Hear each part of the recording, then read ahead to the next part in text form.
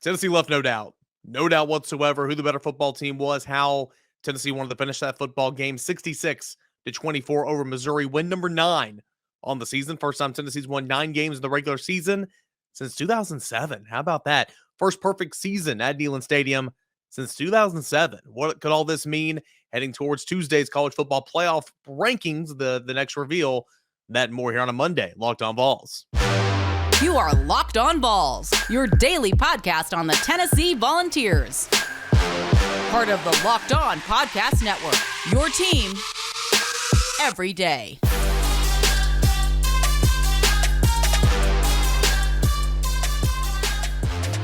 What is up, everybody? Welcome into it. This is your Monday edition of Locked on Vols. I'm Eric Kane. I'm your host here of Locked on Vols, and of course, I write for the VolQuest.com side of On3. And each and every Monday, we recap the Tennessee football game, a little overreaction potentially, get into those scoring plays and stats and canter grades. That's what's coming up here on today's show. Today's episode of Locked on Vols is brought to you by Sling TV. Sling is something for everyone, especially when it comes to college football coverage. With a massive lineup of games across the ACC, Big Ten, Pac-12, and SEC, I can always catch the games I want on Sling, and now you can too. Check out Sling TV to see the massive lineup of games they have all season long. Sling, the TV you love, for the price you'll love as well. You can go ahead and try it today. So, Twitter Tuesday, that's coming up on tomorrow's show. I want to get this out in the open. I'm still, dealing with kind of a wacky little voice here. So if I cough in the middle of today's episode a couple of times, apologies. I'm almost over it, but gosh, that's what I told everybody all weekend. Like when you talking to a microphone for a living and you're on camera, it's so freaking annoying. And I know it's not fun to listen to, but nonetheless, I think I'm just about over it, fighting back the tickle in my throat the entire time, and right now, actually.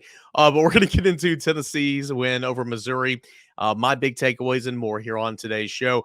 Real quick, you guys know we're going to go basketball heavy once football season's over, of course, but not a whole lot of time to talk hoops during football season, especially when you're covering the number 5 team in the country. But man, what an ugly game for Tennessee against Colorado yesterday. Tennessee shot 25% from the field, 27% from behind the arc, 80% from the charity stripe. I mean, it was a 78-66 loss in Bridgestone Arena to Colorado. Not a very good basketball game. 4-12 shooting from Zakai Ziegler, 2-13 shooting from Santiago Vescovi. So not the best effort. A loss in November is nothing to freak out about. Don't get me wrong. But you just didn't look good playing that football game or playing that basketball game against Colorado on Sunday. But a lot of talent on that team. Tennessee will rebound, no pun intended, and move on throughout the season. Okay, so for Tennessee football, completely dominated the second half. One point in the game, excuse me, in the third quarter, it was 28-24. Tennessee was leading. Missouri came out, scored on its first possession of the third quarter, and cut that deficit to 4 points at 28-24. And then Tennessee scored 3 straight touchdowns in the third quarter and continued to, put pedal to the metal, and left no doubt, like I said, in the cold open. And I think it's important, too, to leave no doubt because, again, you are fighting for a spot in the college football playoffs. I know a lot of people might say, oh, Tennessee ran up the score. Oh, that's not good sportsmanship. Who cares? I mean, again, you are fighting for a spot in the college football playoff. Number 8 USC, which this even reigns more true now because of the loss to Oregon, or the loss from Oregon. But number 8 USC in the Pac-12 put up 55 points on Friday night.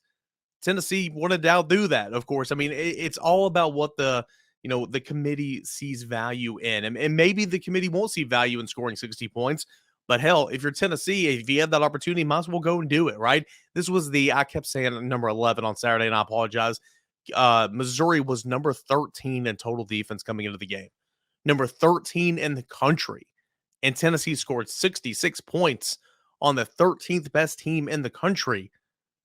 So if you're a committee member, I'm not taking up running up the score or anything. I mean, if I'm Tennessee, I'm running up that score as much as I can because I'm fighting for a spot in the college football playoff. And also, the last couple of touchdowns that were scored, again, we had this conversation earlier in the season because I saw a lot of this stuff on social media, and some people were asking me, if your backup quarterback's in the game, he practices every single day too. Go score.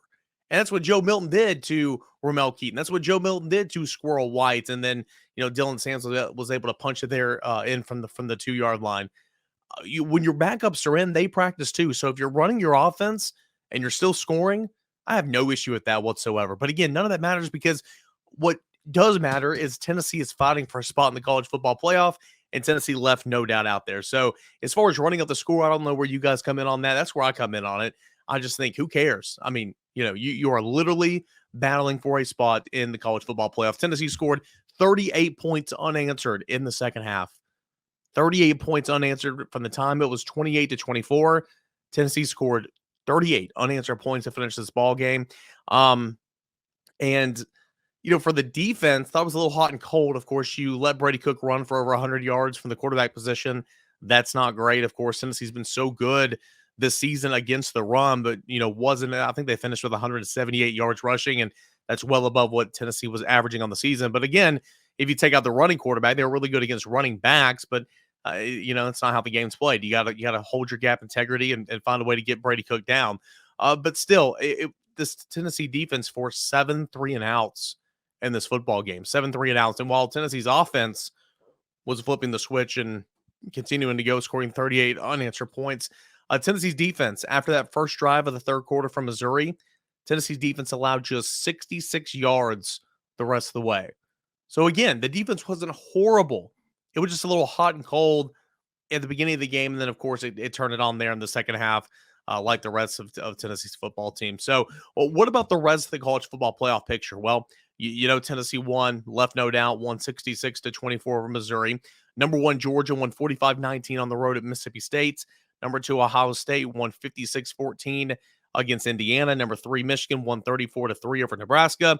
TCU, gosh, when I was rewatching the Tennessee game after the Tennessee game played live on Saturday night, I was watching Texas and TCU as well.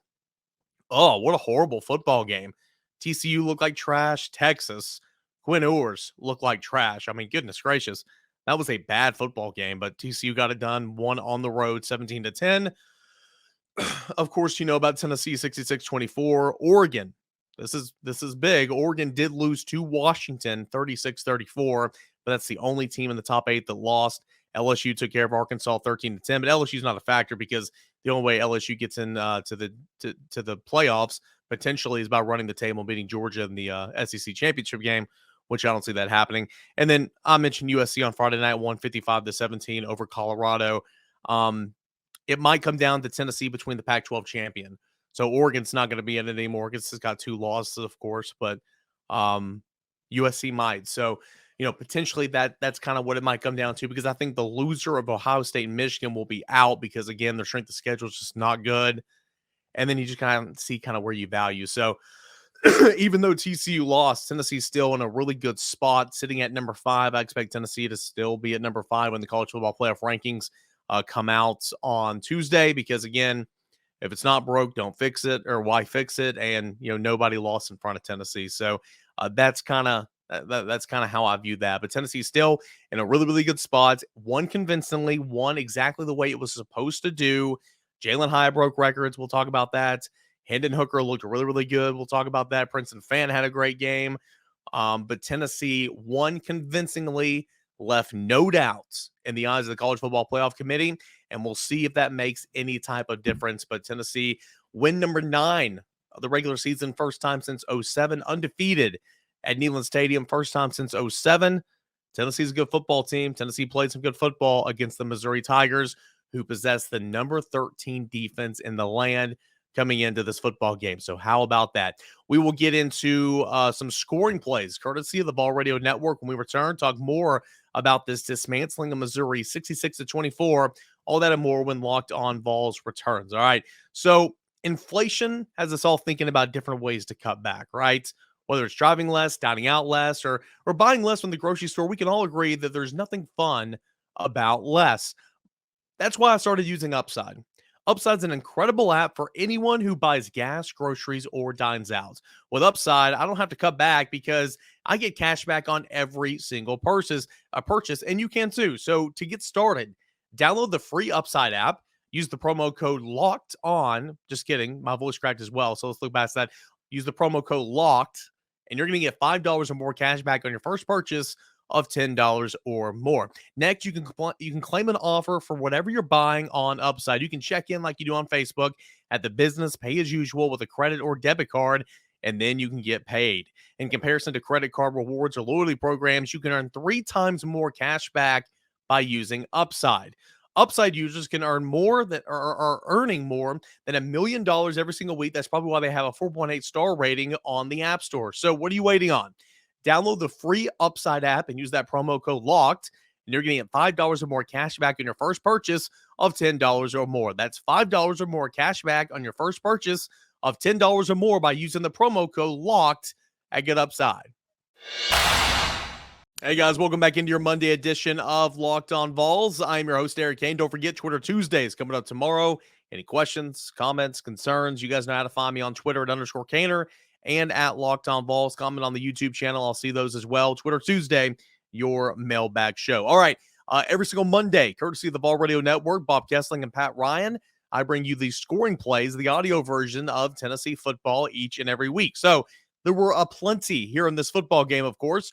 Jabari Small got the ball rolling, a 10-yard touchdown run in the first quarter. 11:05 still left on the clock in the first quarter, capping a 7-play drive, 91 yards, 2:13 off the clock, and Tennessee took a 7-0 lead. Here's how it sounded on the Vol Radio Network. He'll back into the shotgun. Jabari Small, man coverage. Will get the handoff going right. He's to the 5. He's to the checkerboards. Touchdown, Tennessee. 10-yard run by Jabari Small as Tennessee walls him off on the right side, and Jabari Small sprints into the end zone for his 9th touchdown of the season, and Tennessee scores in its opening drive and leads Missouri 6-0. Well, Missouri was able to come back later on in the first quarter and score on a Luther Burden. It was actually a rush. It was kind of a shovel pass. And that capped a 68-yard drive off 9 plays to tie the score at 7-all. Now, Tennessee started driving there again at the end of the first quarter and ultimately punched it in at the beginning of the second quarter. 14:41 left on the clock in the second quarter. Tennessee retook the lead at 14-7, capping a 9-play, 75-yard drive that took 2:15 off the clock. Jalin Hyatt finds pay dirt from 3 yards out. Handoff tailback up the middle. Jalin Hyatt pushing for the end zone, and touchdown, Tennessee. 2 plays into the second quarter. A long pass from Hooker to Hyatt sets it up. Then Jalin Hyatt caps it off with a short touchdown run, and Tennessee back out in front 13-7 over Missouri. Tennessee jumps out to a 2-touchdown lead for the first time in this football game. It was in the second quarter at the 10:24 mark. A senior on senior day, Princeton fan, who has been here for quite some time, for the first time this season. Hard to believe, Princeton fan scores a touchdown by catching a touchdown pass. Coming into the game, he had 5 total touchdowns. He had 4 rushing touchdowns. He threw for a touchdown, but on senior day, he catches, in his last game at Neyland Stadium, he catches the first of 2 receiving touchdowns on the day for Princeton fan, the tight end. This is from 19 yards from Hendon Hooker, 72 yards on 6 plays, 2:16 off the clock, and Tennessee took a 21-7 lead at that point in the football game. Hooker will back into the shotgun. Hyatt to the left. One single wide receiver to the right. Now Hyatt comes in motion to the right. Hooker, play fake, looks, fires for the end zone. He's left got side. him. The pass is going to be caught. Ramel Keaton, no, make that Princeton Fant. Touchdown, Tennessee. Princeton Fant tried to keep his feet in bounds, going to the back corner of the end zone. Fant goes up to catch it. A 19-yard touchdown strike. What a catch by Princeton Fant in the back of the end zone. It was a really, really nice catch. The ball was a tad bit underthrown, and Fant goes up and turns back around. He makes the catch and just gets in bounds there towards the end of the end zone. So really nice play there by Princeton Fant to give Tennessee a 21-7 lead. Well, Missouri came back not 5 minutes later, and it was a play on 4th and 1, which is just really inexcusable on the part of Tennessee that allowed that to happen. But it was a touchdown, 43 yards from Cook to Dove, and that made it 21-14. Well, Tennessee got back to a 2-touchdown deficit when Hendon Hooker on the speed option cut it right up field, knew when to tuck it and run it 14 yards. He does it with his leg, 75 yards on 6 plays, 142 off the clock, and Tennessee led 28-14 with just a little over 4 minutes left in the second quarter. Tennessee in the red zone. at the Mizzou 14-yard line. Hooker going to keep it around the right side. Gets to the 10, cuts back at the 5, and in the checkerboards. Hendon Hooker. Touchdown, Tennessee. Ran the option to the right. He faked it, and then he kept it. Got down to the 5 and cut it back. Nice move by Hooker, showing off his running skills. 14 yards for the score, and Tennessee now increases the lead to 27-14 on a brilliant run by Tennessee quarterback Hendon Hooker. Well, right as the first half was coming to an end, you had Harrison Mevis, what they call him, the thicker kicker, whatever they were calling him out when I rewatched the game, the broadcast were talking about it. Anyway, he connected on 32 yards and brought the halftime score to 28-17, still in favor of the Big Orange. Well, the third quarter started off disastrous for Tennessee. Had a couple of different penalties on its opening possession and a holding penalty as well, and then a delay of game. And I know you guys are going to ask me about this, and I asked about it as well. And even when I went back and rewatched the game, when Tennessee got flagged for the delay of game, whenever the umpire was holding the play up, here's the explanation that I got. And they even kind of said this on the rewatch when I saw it today or yesterday. Tennessee substituted late. They waited and they substituted late when the play clock was going down at like 15 seconds. All right. Because of that, Missouri is awarded a substitution if they want to, and they can take as long as they please, and or at least until the umpire, throws another flag or whatever, moves the football. And Missouri just took their time running off the field. It was actually a pretty heads-up play there by Eli Drinkwitz, but that's the explanation that I got. I'll continue to check into it. But nonetheless, Tennessee looked disastrous offensively on that first drive. I even sitting there in the press box thought that, man, this could be a long game if it's going to look like that in the second half. Tennessee gives up a touchdown to Missouri whenever they punt the football over, 38 yards from Lovett in the slot. And it is a 28-24 Tennessee lead at this point in the third quarter with 8:55 left in the third quarter. And then, the rest, 38 unanswered points from Tennessee. My favorite play of the football game. We're going to break it down even more here in a moment, but it's Jalin Hyatt, 68 yards from Hendon Hooker. He had already gone over 1,000 yards on the season earlier in the football game. Caps a two-play, 75-yard drive, 25 seconds off the clock. Makes the new score 35-24 in favor of Tennessee. So second down and 3. Sampson comes in motion. They'll fake it to him. Then they fire down the left sideline. Complete to Hyatt. He's got it at midfield to the 40, to the 30. It's a foot race. They'll never catch him. Crank up Rocky Top. Touchdown, Tennessee. Jalin Hyatt, 68 yards. Why I like this play so much. You have tackle over. Gerald Mincy, left tackle, is over on the right side. Brew McCoy is on the line, hand in the dirt as a eligible tackle. You have Jalin Hyatt as an H-back hiding behind. He even said it after the game. He's like, I was hiding behind the left guard, which is Jerome Carvin. You have Dylan Sampson out at wide receiver. Okay? Hooker sends Sampson in motion, pulls the corner away. And then when the ball snapped, all Hyatt has to do is outrun the linebacker. What a beautiful call. And how in the world these defenses are continuing to allow Jalin Hyatt to be wide open, I have no clue. Again, credit Alex Golish and credit Josh Heupel. Just phenomenal. Just absolutely phenomenal. Princeton Fant scored his second touchdown of the day, put him in motion on the 2-yard line, threw a little flat out there route, and that made Tennessee a 42-24 lead. That was with 4:34 left in the third quarter. Tennessee scores one more time in the third quarter. A 1-yard touchdown run from Jalen Wright, capping a 67-yard 8-play drive, making it 49-24 at this point in the football game. And here's Bob Kessling on the Vol Radio Network. Hooker in the shotgun, right to his right. They're going to hand the ball to Wright, fighting and scrapping, and in for a Tennessee touchdown. Jalen Wright over left guard, pushed the pile, and it gets into the end zone for Tennessee's third touchdown here in this third quarter. And the lead now balloons to 48-24 over Missouri. Tennessee wasn't done scoring yet. Yes, Hendon Hooker, I think, played one series in the fourth quarter, maybe not even one series in the fourth quarter. Joe Milton came in, backup quarterback with the starters on offense, okay? And Ramel Keaton, who started this football game in place of Cedric Tillman, he goes deep. This is his guy late in football games. You saw them make a cut up of it in fall camp, and then against, I think it was Akron, and now against Missouri, it's the Ramel Keaton and Joe Milton show. They just always link up for deep bombs. Joe Milton, absolute missile, 46 yards to Ramel Keaton, making it 59-24 in favor of Tennessee. What a throw. First down, Tennessee to the Missouri 46-yard line. Milton, play fake this time. He's going to air it out, gun it long downfield. Squirrel White gets it at the 5. Whoa! End zone, touchdown, Tennessee. What a throw. Joe Milton with a bomb, 46 yards. Second play, winds up, throws the bomb deep.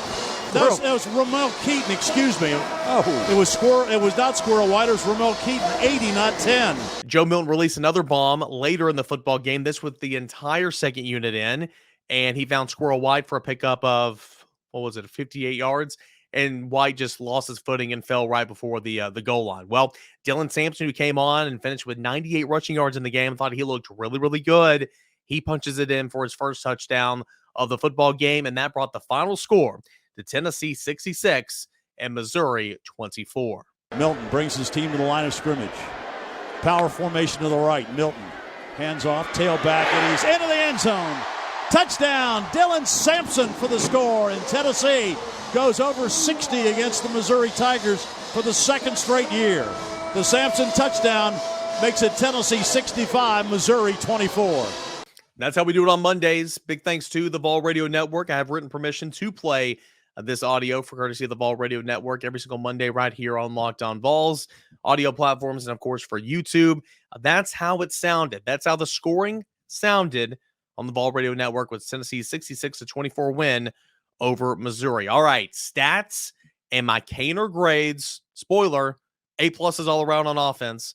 When you break a school record for 724 total yards of offense, there you go. That's what you get. A+ all around on offense. We'll talk about that here in just a moment, right here when we get back on Locked On Vols. But, I mentioned a little bit earlier, it's a thrilling moments in college football. We do it every single week, and it's brought to you by our friends over at Nissan. The thrilling designs behind the new lineup from Nissan are intended to empower drivers in vehicles as capable as the drivers themselves.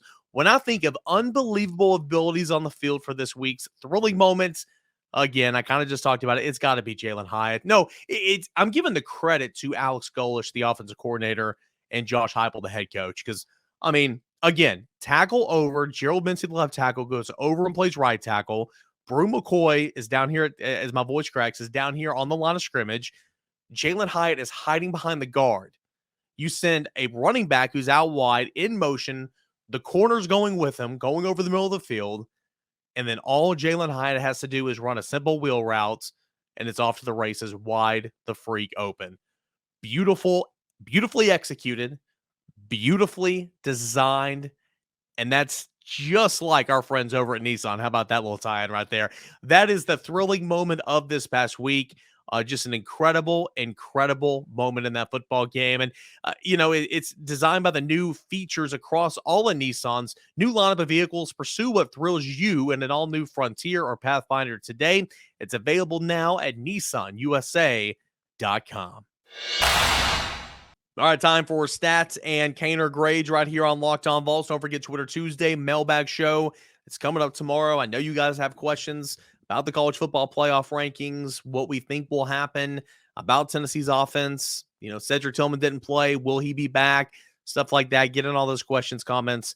That's at _Caner and at Locked On Vols. All right, so here's how it rolls. Tennessee total offense, a school record, program record, 724 yards of total offense in this football game. That best the previous mark the 2012 team had against Troy of 718. Missouri had 389 yards of total offense. Tennessee averaged 9.7 yards per play. Think about that. Tennessee literally, think about this. Tennessee almost average was 0.3 away from averaging a first down every single play. It's mind-blowing. And again, this against the number 13 team in the nation. Defense in the country. Just freaking phenomenal. That is mind-blowing to me. 9.7 yards per play is what Tennessee averaged. Missouri averaged 5.6 yards per play. Yards passing, 217 yards passing for Missouri, 460 yards passing for Tennessee, who averaged 16.4 yards per completion. Not a bad stat there. Yards rushing. This one stings a little bit because Tennessee have been so good up to this point. Excuse me. 172 yards allowed. Tennessee's defense rushing on the ground by Missouri. Missouri averaged 4.6 yards per tote. Tennessee ran for 264 yards, averaged 7.1 yards per carry. Not bad there. Possession times, Missouri 34 minutes in this football game, Tennessee 26 minutes. Third down conversions, not great on either side if you're being completely honest. Tennessee didn't have that many, though, especially in the second half. Missouri was 5 of 17 on third downs. Tennessee was 4 of 11. Fourth down conversions, Missouri is 1 of 2. Tennessee, the one was a touchdown, by the way. Tennessee was 1 for 3. Touchdowns in the red zone. Tennessee was in the red zone 7 times and scored 7 touchdowns. Not bad there. Let's look at the individual efforts here, and then we'll give our grades in the process. Quarterback. I mean, come on now. Heisman hopeful Hendon Hooker. Hendon Hooker, who completed 25 of his 35 passes, 71%, who threw for 355 yards, 3 touchdowns through the air, no interceptions, also ran for a touchdown on 50 yards rushing. Okay, Hendon Hooker gets an A+. Joe Milton comes in, throws a touchdown, 3 for 3, and has 105 yards passing. Quarterbacks get an absolute A in this football game. Brady Cook on the other side, 19 of 32, 217 through the air. 217 is not horrible. 59% completion is horrible. So Tennessee's defense did a good job in that regard. But where Brady Cook killed Tennessee was on the ground. He had 106 yards rushing on the ground. But let's look at Tennessee's rushing yards on the ground, shall we? Let me get a swig of this real quick. I could tell that throw was about to make my voice crack. Dylan Sampson came in, and he provided a spark for Tennessee. I'm not saying Dylan Sampson will be your starting running back. You'll still see a ton of Jabari Small. You'll still see a ton of Jalin Hyatt. But Dylan Sampson needs to be playing some football right now. He just possesses something that the other two guys don't, I believe, and that's the ability to make somebody miss at the second, third layer. I haven't seen enough of that from Jabari Small. Made somebody miss the other day, and that looked really good. That little stutter step, right? We don't see enough of that. And there's not the breakaway speed there from Small, and we haven't seen hardly any of it from Wright. I think he possesses it, but we just hadn't seen it. We've seen it from Dylan Sampson. I think Dylan Sampson needs to play a little bit more. He led the way with 98 yards on the ground, had a touchdown. Jabari Small, a good game. He had 54 yards and a touchdown, averaged 6 yards per carry. Dylan Sampson averaged 12.2 yards per carry. Jalin Hyatt, 51 yards.